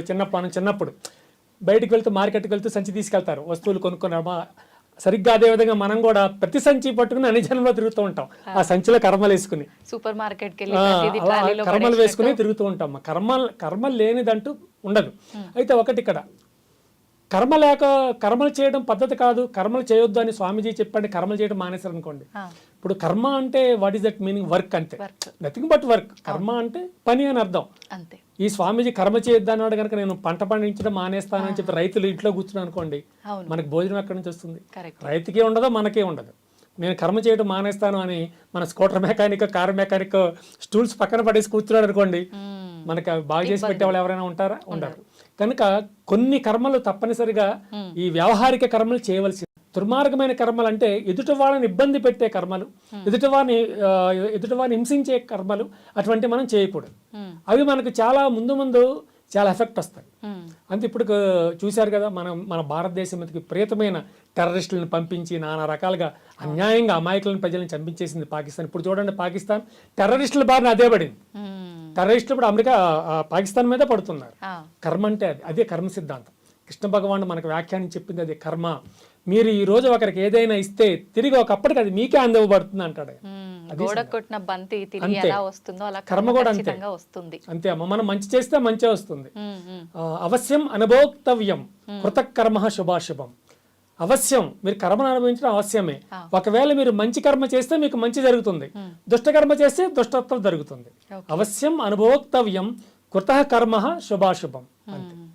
ఇప్పుడు పుణ్యం కొద్ది పురుషుడు, దానం కొద్ది బిడ్డలు అని చెప్పి ఒక సామెత పెద్దవాళ్ళు చెప్తూ ఉంటారు. అది కూడా మామూలుగా ప్రతిదీ ఒక ఉదాహరణగా చెప్పినట్టు చెప్పారా? ఇది వాస్తవం అంటారా? ఒక ఉదాహరణ లాగానే చెప్పారు. ఇప్పుడు ఒక స్త్రీమూర్తి చక్కగా సంస్కారయుతంగా పెరిగి ఎంతో పుణ్యం చేసి పురుషార్థం చేసి ఒక వ్యక్తిని పెళ్లి చేసుకుంటే వాడు పెద్ద తాగబోతే అయితే, ఇప్పుడు మాటకు పాప మా మహాతల్ని హింసించేవాడైతే మరి తప్పు కదా. అది మనం అన్నది తప్పే కదా. అది మనం మంచి పనులు చేయడానికి, పిల్లల్ని చక్కగా దాన ధర్మాలు చేసేలాగా, త్యాగం చేసేలాగా, ఈ భారతదేశంలో ఉన్నటువంటి ఈ హైందవ ధర్మానికి మూలం ఏంటంటే త్యాగమేనమ్మా మూలం. అందుకనే ఎవరెవరు ఈ భారతదేశం వచ్చినా అందరికీ మనం చోటిచ్చాం, ప్రతి వారికి అవకాశం ఇచ్చాం. ఉండండి ఉండండి ఉండండి అని మనం ఇచ్చిన అవకాశాలు వాళ్ళు ఏం చేస్తున్నారు? కొందరు దుర్వినియోగపరుచుకుంటున్నారు, కొందరు సద్వినియోగపరుచుకుని ఉన్నా కొందరు మాత్రం దుర్వినియోగపరుచుకుంటున్నారు. మరి ఈ సమాజంలో ఇన్ని గొడవలు అవుతున్నాయి, ఇంత అస్తవ్యస్తంగా ఉంది, ఇన్ని సమస్యలు ఉన్నాయి అంటే కారణం అదే కదమ్మా. ఇప్పుడు మీరు ఇందాక కర్మ గురించి మాట్లాడుకున్నప్పుడు అన్నారు, మనం ఏదో ఒకటి చేస్తూనే వెళ్ళిపోతాం కదమ్మా, దానివల్ల మనం అది మూట కట్టుకుంటున్నాం పాపము అని చెప్పి. నిజంగా నేను కావాలని ఎవరిని ఇబ్బంది పెట్టకపోయినా తెలియక కూడా ఏదో రకంగా ఎదుటి వారిని ఇబ్బంది పెడుతుండొచ్చు, అది కూడా వర్తిస్తుందంటారా? అంటే మనకేం చెప్తారంటే పసిపిల్లవాడు పాకుతూ ఉన్నాడు, నిప్పు కాలుతుందన్న వాడికి తెలియదు, అయినా నిప్పును పట్టుకుంటాడు, కాలుతుందా కాలదా అంటారు. కర్మ కూడా అంతే, తెలియక చేసినా పడుతుంది అంటారు. తెలియక చేసినా సరే మన వల్ల కొంతమంది ఇబ్బంది పడినప్పుడు అప్పుడు అది మనకి దుష్టకర్మ కింద మనకు ప్రాప్తిస్తుంది.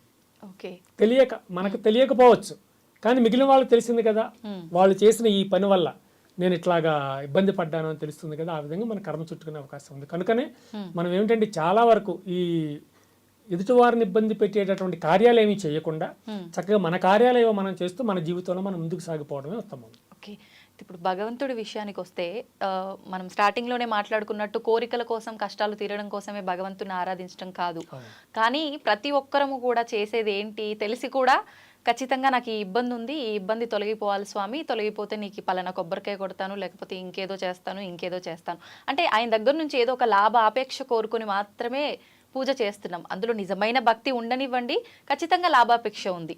దాని గురించి ఏం చెప్తారు? లాభాపేక్షతో మనం ఏమీ చేయకూడదమ్మా. భగవంతుడికి సంబంధించింది, భగవంతుడికి సంబంధించిన ఏ కార్యం చేయాలన్నా నిష్కామక్రియతోనే చెయ్యాలి. అంటే లోపల ఏ కోరిక లేకుండానే మనం చెయ్యాలి. తిరుపతి వెళ్ళినా, శ్రీశైలం వెళ్ళినా, ఎక్కడికి వెళ్ళినా సరే మన మనస్సులో ఏ విధమైన కోరిక ఉండకూడదు, కానీ మనలో దానగుణం అనేది ఉండాలి. అంటే ఎదుటి వాళ్ళకి మనం ఏమైనా ఇవ్వగలగాలి, అంటే పేదలకు ఏమైనా మనం ఇవ్వగలగాలి. మన మనసులో అన్ని కోరికలు పెట్టేసుకుని నా కోరికలు అవి తీరాలి, కొన్ని తీరవచ్చు, ప్రతిదీ తీరాలనేమి ఉండదు అక్కడ, కొన్ని తీరితే తీరవచ్చు అంతే. అంటే ఖచ్చితంగా కొన్ని తీరుతున్నాయంటే భగవంతుడు కోరికలు తీరుస్తున్నాడు అని అంటే నేను కోరుకోవడం కరెక్టే, కోరుకోవచ్చు, ఇబ్బంది ఏం లేదు, తప్పేం కాదమ్మా. కోరుకోవటం దుష్టకర్మ కింద ఏం రాదు, చక్కగా కోరుకోవచ్చు. అంటే మనం కోరుకునేది న్యాయ మార్గంలో ధర్మంగా కోరుకోవాలి. నా బిడ్డలు చక్కగా చదువుకోవాలి, నా బిడ్డలు సంస్కారయుతంగా ఎదగాలి, మంచి బుద్ధులతో ఉండాలి కోరుకోవాలి. కానీ నా బిడ్డలు అట్లా ఎదిగినా పర్వాలేదు, రేపు మా అమెరికా వెళ్ళి నెలకు ఒక 20-30 లక్షల జీతం తెచ్చి ఇవ్వాలని కోరుకోకూడదు కదా. నా బిడ్డలు ఉత్తమమైన సంస్కారంతో చక్కగా ఎదగాలని కోరుకోవడం మంచి విషయమే, భగవంతుడు కూడా ఆనందించే విషయమే అది. నిజంగా భగవంతుడి విషయంలో భక్తి అనేది నిష్కల్మషంగా ఉండాలి, కోరిక ఏది లేకుండా. ఎలా అది? అంటే ధ్యానం అని చెప్పాను కదమ్మా, ధ్యానమే. ఇప్పుడు చూడండి, ఇప్పుడు ఈ మనం యజ్ఞయాగాదులు చేస్తాము, యజ్ఞయాగాదుల వల్ల అన్ని తీరతాయంటే తీరం. కారణం ఏమిటంటే యజ్ఞయాగాదులు చేయడం ఏమిటంటే కొన్ని కోరికలు పెట్టుకునే చేస్తారు. నేను అత్యంత నాకు పలానా జబ్బు ఉంది, ఆ జబ్బు పోవాలి, నా ఇంట్లో ఈ సమస్యలు ఉన్నాయి, సమస్యలు పోవాలి, నా భార్యకి ఈ సమస్య ఆరోగ్య సమస్యలు అన్నీ పోవాలి, ఇవన్నీ లేకపోతే నేను బాగా ధనం సంపాదించాలి, వీటన్నిటిని దృష్టిలో పెట్టుకుని యజ్ఞాలు యాగాదులు చాలా మంది చేస్తారు. ఆయనంత మాత్రాన రావాలి వాళ్ళకేం కోరికలు తీరుతాయని మనం చెప్పలేము, తీరవు కూడా. ప్రతిదీ కోరిక తీరుతుందని కూడా చెప్పలేము, తీరదు. అట్లాగేనమ్మా, ఇవన్నీ కూడా అట్లాగే ఉంటాయి. ఏదో మనసులో ఏవో కోరికలు పెట్టుకుని చేసి తీరా ఆ కోరిక నెరవేరకపోతే మళ్ళీ నిరుత్సాహం పడిపోవడం, జీవితం మందకోడిగా కొనసాగడం అన్ని జరుగుతూ ఉంటాయి. కనుక కోరికలు ఎక్కువగా ఈ గుండె మొయ్యకూడదు. ఓకే, ఇప్పుడు మనం ఉన్నది కలియుగంలో, అంటే ముందు త్రేతాయుగంలో కానీ ద్వాపర యుగంలో కానీ ధర్మం ఎక్కువగా ఉండి అధర్మం తక్కువగా ఉంది. కానీ కలియుగంలో 3 పాదాల్లో అధర్మం ఉండి ధర్మం ఒకటే పాదం మీద నడుస్తుందని చెప్పి అంటారు. అయితే మనం చేస్తున్న ఈ పాపాలు, ఈ అన్ని ఈ అధర్మమైన పనుల వల్లనే ధర్మం అనేది అధర్మం అనేది 3 పాదాలపైన నడుస్తుందా, లేదంటే ఈ సృష్టి యొక్క విధానమే అలాగుందా ఏంటి? కలియుగంలో ఆ విధానం ఉందమ్మా. కలియుగంలో ధర్మం తక్కువగా ఉంటుంది అనే విధానం ఉంది. అలా ఇంకో రకంగా చూస్తే కలియుగంలో కూడా ధర్మపరంగా కొంత మహానుభావులు నడిచే విధానం కూడా మనం చూస్తూనే ఉన్నాం.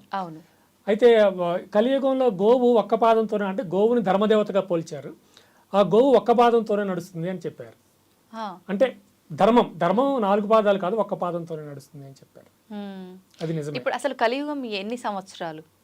కలియుగం అంటే కొన్ని లక్షల సంవత్సరాలు. ఇప్పటికి చూసుకుంటే ఏదో చాలా మంది మళ్ళీ ఈ మధ్య ప్రపంచం నాశనం అయిపోతుంది, అసలు యుగాంతం వాళ్ళు ఎట్లా చెప్తారో కూడా అర్థం కాదమ్మా నాకు. ఎందుకంటే ఒక మరణించిన మనిషిని మనం తీసుకుందాం, మరణించిన మనిషికి మనం సంవత్సరానికి ఒకసారి పిండ ప్రదానం మళ్ళీ ఏదో చేస్తాం, కార్యక్రమం చేస్తాం. ఎందుకు చేస్తాము అంటే అది రోజు కింద లెక్క వారికి. అంటే ఒక సంవత్సరం రోజు 12 నెలలు కలిపి వారికి ఒక రోజు కిందే లెక్క. మన ఒక సంవత్సరం వాళ్ళకి ఒక రోజు కింద లెక్క. అందుకని ప్రతిరోజు అన్నం పెట్టాలి కనుక సంవత్సరానికి ఒకసారి పెడతాం వారికి. అర్థమవుతుందా? అర్థమైందండి. సంవత్సరానికి ఒక రోజు పెడతాము. అదే మీరు దేవేంద్రుడి విషయానికి వస్తే ఆయనకి కొన్ని 100 సంవత్సరాలు అయితే తప్ప ఒక రోజు కింద లెక్క కాదు. అదే శ్రీమన్నారాయణ విషయానికి వస్తే ఆయనకి కొన్ని 1000 సంవత్సరాలు అయితే తప్ప ఒక రోజు కింద లెక్క కాదు. అదే పరమశివుడు దగ్గరికి వెళ్తే ఆయనకి కొన్ని లక్షల సంవత్సరాలు అయితే తప్ప ఒక రోజు కింద లెక్క కాదు. అలాగే పరబ్రహ్మ దగ్గరికి వెళ్తే కొన్ని కోటాను కోట్ల సంవత్సరాలు అయితే తప్ప ఒక రోజు లెక్క కాదు. మరి నువ్వు ఏ మకం పెట్టుకుని ఈ దేన్ని ప్రమాణంగా చేసుకుని లేకపోతే రేపు ఈ 2025 చివరిలోనే ఈ ప్రపంచ నాశనం అయిపోతుంది, ఇంకొకటి వచ్చి అంట లేదు లేదు 2032లో ప్రపంచ నాశనం అవుతుంది, నువ్వు దేన్ని ప్రమాణంగా తీసుకున్నావు? నువ్వు చెప్ప లెక్క బయట పెట్టాలి కదా. అవును. మరి ఒక పక్క ప్రమాణాలు ఇంత తేడా ఉంది ఇక్కడ. ఇంత తేడా ఉన్నప్పుడు నువ్వు దేన్ని ప్రమాణంగా తీసుకున్నావు? అసలు ఈ భూమిని వదిలి అంతరిక్షంలోకి వెళ్తే అక్కడ రోజులే ఉండవు. అంతరిక్షంలోకి వెళ్ళిన తర్వాత రోజులే ఉండవు, సమయమే. ఇన్ని గంటలు, 10 గంటలు, 20 గంటలు, 30 గంటలు, 200 గంటలు, 300 గంటలు అన్న సమయమే తప్ప ఇన్ని రోజులు అన్ని రోజులు అక్కడ ఉండదు. ఎందుకంటే అక్కడ సూర్యాస్తమయాలు ఉండవు, సూర్యోదయాలు ఉండవు. ఇంకా మరి ఎట్లాగా రోజు లెక్క పెట్టేస్తావు నువ్వు? రోజు లెక్క పెట్టడం కుదరదమ్మా. ఇదంతా నథింగ్ బట్ ఫేక్. వీళ్ళ మాటలు నమ్మాల్సిన అవసరం లేదు, నమ్మాల్సిన అవసరం లేదు. చాలా మంది పాప నమ్ముతూ ఉంటారు. ఇప్పుడు మార్చిలో షష్టగ్రహ కూటమి రాబోతుంది అని చెప్పి దానివల్ల చాలా విపత్తులు రాబోతున్నాయి అని చెప్పి కూడా చెప్తున్నారు. నిజంగా అలాంటివి కూడా ఉన్నాయా? ఒక విషయం అమ్మ, ఇప్పుడు నాలాంటి వాళ్ళు ఇది తప్పు, యుగాంతం కాదు, ఇది తప్పు అని మేము చెప్తున్నప్పుడు వీళ్ళు కొంచెం కొత్త తెలివితేటలు నేర్చుకున్నారు. మమ్మల్ని తప్పించుకోవడానికి ఏం తెలివితేటలు నేర్చుకున్నారంటే, యుగాంతం అంటే మొత్తం నాశనం అవుతుందని మేము చెప్పలేదండి, అక్కడక్కడ కొన్ని ఎక్కువ యుద్ధాలు లాంటివి ఇలాంటివి జరుగుతాయని మాత్రమే చెప్తున్నామని అంటారు. ఏ యుద్ధాలు గతంలో జరగలేదా? ఏ గతంలో 18 అక్షోహిణుల సైన్యాన్ని ఉపయోగించినట్టు మహాభారత యుద్ధం జరిగింది, కొన్ని లక్షల మంది మరణించారు. మరి ప్రపంచం ఇప్పటి వరకు అంత యుద్ధం ఇంతవరకు జరగలేదే. మరి రెండో ప్రపంచ యుద్ధం జరగలేదా? మరి అప్పుడు యుగాంతం కాలేదే. మరి ఎప్పుడు జరగని యుగాంతం ఇప్పుడు ఎట్లా జరుగుతుంది? అంటే సంబంధం ఉండదమ్మా. చెప్పేదానికి వాళ్ళ యొక్క విధానానికి సంబంధాలు ఏమి ఉండవు. ఇప్పుడు నేను చెప్పాను ఇంతకుముందే మీకు, ఒక మరణించిన వ్యక్తికి ఒక 12 నెలలు అయితే ఒక రోజు అయితే, మరి మిగిలిన దేవతలకు ఇన్ని వేల సంవత్సరాలు అయితే ఒక రోజు అయితే, నువ్వు దేని ప్రమాణంగా తీసుకుని ఈ 2025లోనే 3వ నెలలోనే ఎప్పుడో యుగాంతం అని చెప్తున్నావు? ఇంకొక ఆయన అంటారు లేదు 2025లో యుగాంతం కాదు, 2032లో యుగాంతం అంటాడు. దానికి ఒక లెక్క ఉంది. 2032లో ఏదో కామెట్ ఏదో వస్తుంది, అది భూమి మీద పడే అవకాశం ఉంది, కొంచెం జాగ్రత్తగా ఉండాలి, అప్పటికేందో సైన్స్ పెరుగుతుంది కనుక దాన్ని నాశనం చేసేటటువంటి ఎక్విప్మెంట్ ఉండొచ్చు అన్నట్టుగా అమెరికా వాళ్ళు నాసా వాళ్ళు ప్రకటించారు. అది వీడు విని అట్లాగే నాశనం అయిపోతుంది కదా, ఒక మాట చెప్తే ఏం పోయింది అంటే వీడు చెప్తాడు, దానికి ఇంకొక 4 జోడించి చెప్తాడు. ఇవేమి నమ్మొద్దాం. అంతే కదమ్మా. మన తమ్లైన్ మొన్న వేసిన వాటికి తమ్లైన్ ఒకటి యుగాంతం పలానప్పుడు అవుతుందని నేను చేసిన ఫోటోస్ వేశారు. అయితే ఒక పెద్ద పీఠాధిపతులు, వారు ఉత్తర పీఠాధిపతులు నన్ను పిలిచి ఏమిటి అలా చెప్తున్నారు, యుగాంతం మనం చెప్పొచ్చా, మనం చెప్పకూడదు అలాంటి స్వామి నేను చెప్పలేదు కాదు, ఇది నలుగురు ఎక్కువగా చూస్తారని ఉద్దేశం. వాళ్ళు పెట్టుకున్న తమ్మలేనండి, వాళ్ళు పెట్టుకున్నారు తప్ప, వాడు పెట్టుకున్న టైటిలే తప్ప నేనేమి చెప్పలేదంటే మీరు అది విన్నట్లయితే అదంతా అబద్ధం, అది ఫేక్, అది నమ్మొద్దనే చెప్పాను, తెలుస్తుంది స్వామి అని వారి బతిలాడుకోవడానికి అరగంట టైం పట్టింది నాకు. అంతే. అంటే నిజంగా యుగాంతం లేదు అని అంటే చూసే వాళ్ళు తక్కువ ఉంటారు. ఇప్పుడు అందరూ ఉంది అని చెప్పారు కాబట్టి ఇక్కడ కూడా ఉంది అని చెప్పారంటే ఏముందో అని వింటారు. నేను అదే చెప్పాను వార్త ఇట్లాగా మరి నలుగురు చూస్తారని ఉద్దేశంతో అలాంటి టైటిల్స్ ఇస్తారు స్వామీజీ. అది కరెక్ట్ కాదు, లోపల ఉన్న కంటెంట్ వేరే ఉంటుంది, దానికి ఎగ్నెస్ట్ గా ఉంటుంది అని వారితో చెప్పుకునేసరికి నాకు అరగంట టైం పట్టింది. మీరు సంజయ్ ఇచ్చుకోవాల్సి వచ్చింది. ఆయనే అడిగారా మనం చెప్పకూడదు ఇలాంటి అసలు మనం మాట్లాడకూడదు, ఎవరెవరో మాట్లాడతారు వాళ్ళ ఇష్టం, అది మనం అలాంటివి చెప్పకూడదు అన్నారనమాట. నిజమే, వారు అన్నది కూడా నిజమే. చెప్పి వారికి చేయని తప్పు క్షమాపణ కూడా చెప్పుకున్నాను వారికి. తప్పులేదు పెద్దవాళ్ళు. అయితే త్వరలోనే మహాశివరాత్రి రాబోతోంది. నిజంగా శివుడు అభిషేక ప్రియుడు, బోలా శంకరుడు, నిజంగా ఆయనంత కల్మషం లేని మనస్తత్వం, చిన్న పిల్లల మనస్తత్వం లాంటిది ఆ శివయ్య మనస్తత్వము అని అంటుంటారు కదా. ఆ రోజున మనం ఏ రకంగా ఆయనని ప్రసన్నం చేసుకోవచ్చు అంటారు? అంటే అర్ధరాత్రి లింగోద్భవం అవుతుంది అని చాలా క్రియలు చాలా ఉంటాయి. పరమశివుడు సాక్షాత్, ఎందుకంటే మీరు ఏ దేవత పేరు చెప్పినా సరే అందరూ వైకుంఠంలోనో స్వర్గంలోనో సత్యలోకంలోనూ ఉంటారు. కేవలం పరమాత్మ అయినటువంటి పరమశివుడు మాత్రమే ఈ భూమి మీద ఉంటాడు. అంటే కైలాసం భూమి మీదే కదా ఉంది, ఆ మహానుభావుడు భూమి మీదే ఉంటాడు. ఎందుకంటే ఈ భూమి మీద ఉన్నటువంటి దేవతను చూపించని ఎవరినంటే శివుడు చూపించేయడం. దేవుడు అక్కడ ఉన్నాడు చూసుకోవయ్యా, నువ్వు చూసుకోగలిగితే, నీ మనోనేత్రానికి ఆయన అందగలిగితే, నీవు చేసేటువంటి అనుష్ఠానాల వల్ల, నీవు చేసేటువంటి క్రతువుల వల్ల ఆయన నీ ఆత్మకు దొరకగలిగినట్లయితే చూసుకొని చెప్పాడు. ఇప్పుడు మీరు ఇవన్నీ క్రియలు చెప్పారు, అవి చేయొచ్చు, చేయకపోయినా చక్కగా ధ్యానం చేసుకుంటూ కూర్చున్నా అంత పుణ్యం లభిస్తుంది. కేవలం అవన్నీ చెయ్యాలని రూల్ కూడా ఏమి లేదమ్మా. అవన్నీ కొన్ని చేస్తూ ఉంటారు. భగవంతుడికి సేవలు ఉంటాయి కదా, ఆ సేవలు సంప్రదాయబద్ధంగా జరుగుతూ ఉంటాయి, చేస్తూ ఉంటారు. ఆ విధంగా కొంతమంది బాబాలు అయితే నోట్లోంచి శివలింగాలు అదే రోజున సృష్టిస్తూ ఉంటారు. ఇప్పుడు అలా ఎవరు సృష్టించలేదు అనుకుంటే, ఇంతకుముందు సృష్టించేవారు కానీ ఇప్పుడు అలా ఎవరు ఉన్నట్లు లేరు. ఇంతకుముందు సృష్టించేవారు.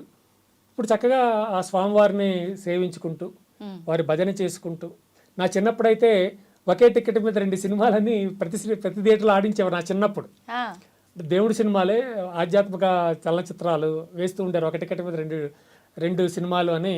అది 1 గంటకు ప్రారంభమై తెల్లవారుదాకా అవి వస్తూ ఉండేవి. ఓహో. అంటే ఉపవాసం చేయించాలి, అవునవును, జాగరణ జాగరణ చేయించాలి ఉద్దేశం.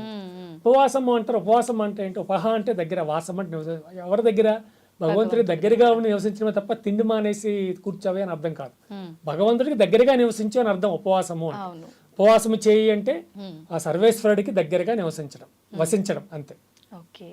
అయితే ఇప్పుడు ఉపవాసం అంటే ఆయనకు దగ్గరగా ఉండడం, ఉండాలి. కానీ కటిక ఉపవాసం కూడా చేస్తూ ఉంటారు. నిజంగా అంటే మన లోపల ఉండే ఆ ఆత్మారాముణ్ణి కూడా మనం సంతృప్తి పరచాలి. అలా మొత్తం ఉపవాసం కూడా ఉంటే మనం లోపలున్న ఆయనని కూడా ఇబ్బంది పెట్టినట్టే, అది మళ్ళీ దోషంగా మారుతుంది అంటారు. ఇదంతా ఒక మూఢనమ్మకంగా అంటే ఒక భావాలమ్మా, భావ పరంపర. అవి భావాలు. సరే, ఇవి ఎదుటి వాళ్ళకి చెడు కలిగించే భావాలు కావు కనుక ఉండనివ్వచ్చు. వాటి వల్ల మనకు నష్టం లేదుగా. అలా వారు అనుకున్నా మనకు నష్టం లేదు కనుక వారు అట్లా అనుకోవచ్చు. మనకు అది ఇబ్బంది ఏం లేదు, మనకి సమాజానికే నష్టం ఏం లేదు. వారు తిన్నా పర్వాలేదు, తినకపోయినా తిన్నంత మాత్రాన పుణ్యం రాదు అనుకోవడం కరెక్ట్ కాదు. తింటే పాపం వస్తుంది అనుకోవడం కూడా కరెక్ట్ కాదు. భగవంతుడికి పూజ చేస్తే ఎక్కువగా మనకు తృప్తి చెందుతామని అన్నారు కదా మీరు ఇందాక. ఆత్మ సంతృప్తి పొందొచ్చా, లేదంటే భగవంతుడికి సేవ చేస్తూ ఉంటారు ఆలయంలో, క్లీనింగ్ దగ్గర నుంచి ప్రతి ఒక్కటి, అది చేస్తే నిజమైన తృప్తి లభిస్తుందంటారా? ఏదైనా తృప్తేనమ్మా.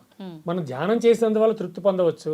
మీరు అన్నట్లుగా ఆలయంలో సేవ చేసేందువల్ల కూడా తృప్తి పొందవచ్చు. ఎందుకంటే ఆలయంలో సేవలు కూడా తప్పకుండా చెయ్యాలి. లేకపోతే అవన్నీ ఆ నూనెకి జిడ్డు పట్టి మడ్డి పట్టి ఆ వస్తువులన్నీ, ఆ హారతి అవన్నీ కూడా పాడైపోతాయి. కానీ మనం చక్కగా వారానికి ఒకసారి 10 రోజులకు ఒకసారి మన దగ్గరలో ఏదైనా ఆలయం ఉన్నట్లయితే తప్పకుండా వెళ్ళి ఆ సేవ మనం చేయొచ్చు. భగవంతుని ఎక్కువగా అంటే ముఖ్యంగా ఇంకా శివుణ్ణి ఎక్కువగా ఆరాధించే వాళ్ళకి ఎక్కువగా ఇబ్బందులు ఉంటాయని చెప్పి ఆయన పరీక్షిస్తుంటాడు, ఎక్కువ ఇబ్బందులు పెడుతుంటాడు, తర్వాతే మళ్ళీ మనం ఒక స్థితికి తీసుకొస్తాడని అంటుంటారు. దీన్ని మనం ఒక అపోహగా తీసుకోవచ్చా? అపోహనం అదే కరెక్ట్ కాదు. శ్రీమన్నారాయణ మాత్రం పరీక్షలు పెట్టడా? లక్ష్మీదేవి పరీక్షలు పెట్టదా? అవును, అందరూ పరీక్షలు పెడతారని అనుకోవాలమ్మా. అదేమి లేదు. పరమశివుడు సాక్షాత్ బోలాశంకరుడు, ఆయన కరుణిస్తాడు, ఆయన కరుణాకరుడు, ఆయన అందులో అనుమానం ఏం లేదమ్మా. ఇప్పుడు భగవంతుడు ఒక్కడే మనందరము నమ్ముతాము. అవును. కానీ శివుణ్ణి ఆరాధించే వాళ్ళు శివుడే మూలం అన్నిటికీ అని చెప్తారు, విష్ణువుని ఆరాధించే వాళ్ళు విష్ణువే అన్నిటికీ మూలం అని చెప్తారు. ఎందుకని ఇలా అంటే వాళ్ళలో ఎటువంటి తారతమ్యాలు లేవు, కానీ ఆయన భక్తులమైన మనలో మాత్రం ఈ భేదాలన్నీ ఎందుకంటారు? అందుకనే నేను అటువంటి కాంట్రవర్సీ ఏమి లేకుండా పరమాత్మ అంటుంటాను. పరమాత్మ కాకపోతే శివుడు, విష్ణువు, వెంకటేశ్వర స్వామి, లక్ష్మీదేవి వీరందరూ కూడా ఆ పరమాత్మ యొక్క స్వరూపాలు అంతే. స్వరూపాలు అంతే. కానీ మెయిన్ పరమాత్మ అంతే. పరమాత్మ అంటే అది మీరు శివుడే అంటారో శ్రీమన్నారాయణ అంటారో, అది ఎవరికి వారికి సంబంధించినటువంటి విషయం. కొందరు వైష్ణవులేమో శ్రీమన్నారాయణ అంటారు, శైవులేమో లేదు పరమశివుడే నిజమైన పరమాత్మ అంటారు, కొందరేమో అమ్మవారే పరమాత్మ అంటారు. ఎవరి ఇది కాకపోతే ఎదుటి వారికి చెడు కలిగించేది కాదు గనక ఇవి చక్కగా మనం అనుసరించవచ్చు, ఇబ్బంది ఏమీ లేదు. అయితే మనం ఇందాక స్టార్టింగ్లోనే మాట్లాడుకున్నట్టు ఆడవాళ్ళ విషయానికి వస్తే అంటే వాల్యూ తక్కువగా ఉంది అని అనుకున్నట్టు అది దేవతల విషయంలో కూడా వర్తిస్తుంది. జ్యోతిర్లింగాలకు ఉన్నంత ప్రాధాన్యత అదంతా కూడా శక్తిపీఠాలకు లేదు అని చెప్పి, ఇది వాస్తవమే అంటారా? లేదు, వాస్తవం కాదమ్మా. జ్యోతిర్లింగాలకు ఎంతైతే ప్రాశస్త్యం ఉన్నదో ఈ శక్తిపీఠాలకు కూడా అంత ప్రాశస్త్యం ఉందమ్మా. అంటే డెవలప్మెంట్ విషయంలో కానీ ఇంకా మిగతా విషయాల్లో కానీ శక్తిపీఠాలు అని అంటే అంత లేదు అని చెప్పి నేను ఇంతకు ముందు వేరే వాళ్ళతో మాట్లాడినప్పుడు కూడా అనడం జరిగింది. అంటే అంత గొప్ప అంటే ఇప్పుడు జ్యోతిర్లింగాలు అంత స్థాయిలో లేదేమో కానీ శక్తిపీఠాలకు ఉన్నటువంటి ప్రాశస్త్యం శక్తిపీఠాలకు కూడా ఉందమ్మా, అందులో అనుమానం ఏమి లేదు.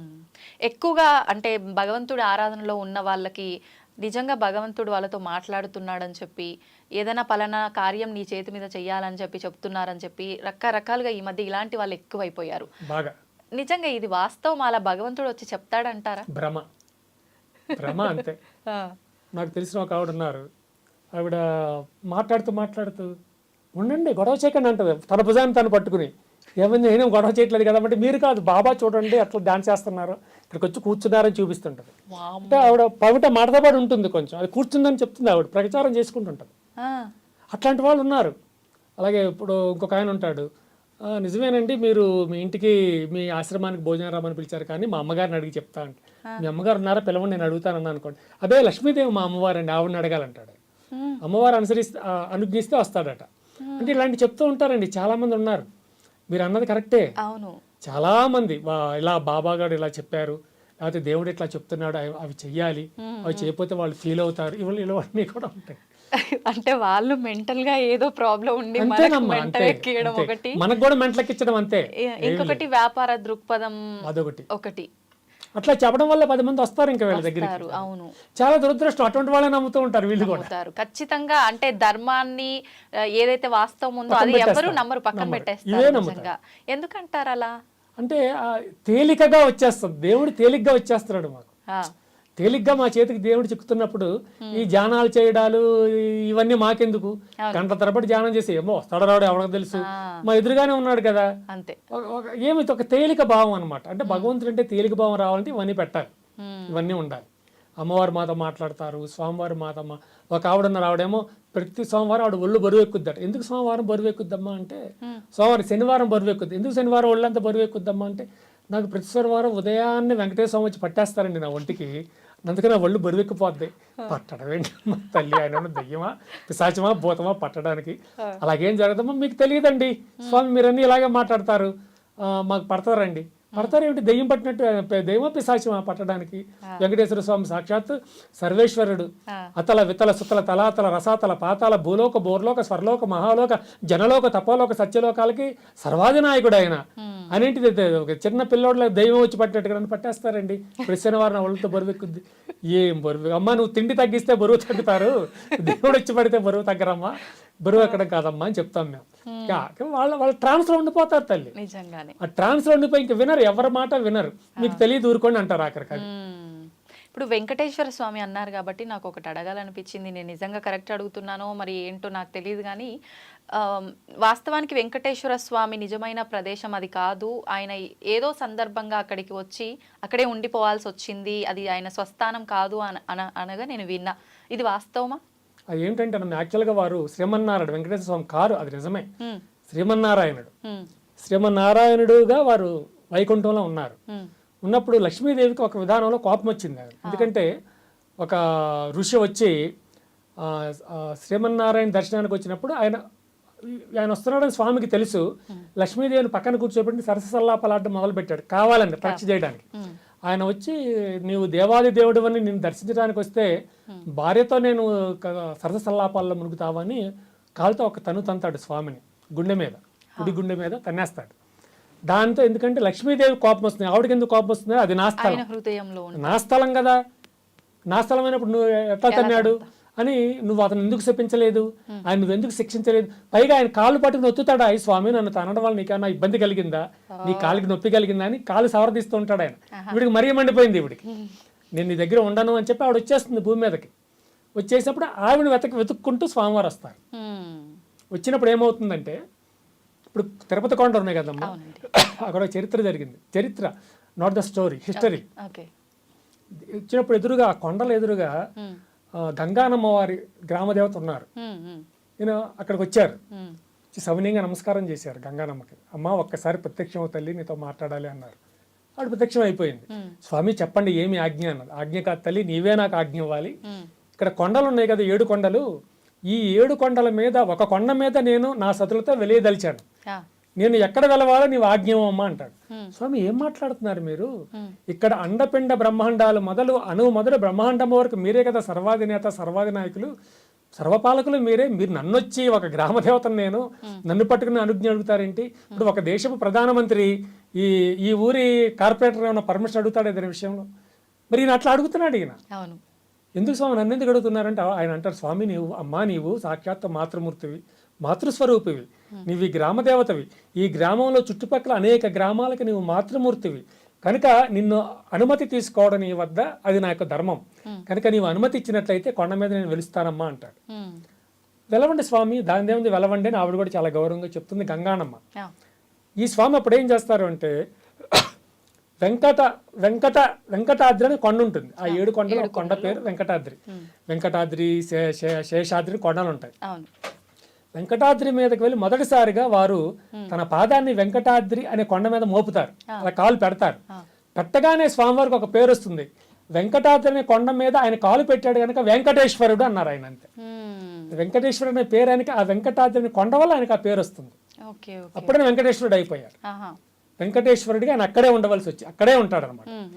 ఈ అప్పుడు ఈ గంగన్న అడుగుతా, స్వామి మీరు వచ్చినటువంటి అద్భుతమైనటువంటి శుభముహూర్తం, దయచేసి కలియుగాంతం వరకు కూడా తమరు ఇక్కడే వేంచేసి ఉండండి, భక్తుల కోరికలు తీరుస్తూ ఉండండి ఈ అమ్మవారంటే, ఈ గంగన్నమ్మ గారు అడిగితే, సరే తల్లి అది మాతృ ఆజ్ఞగా నేను స్వీకరిస్తాను అంటే ఆయనకి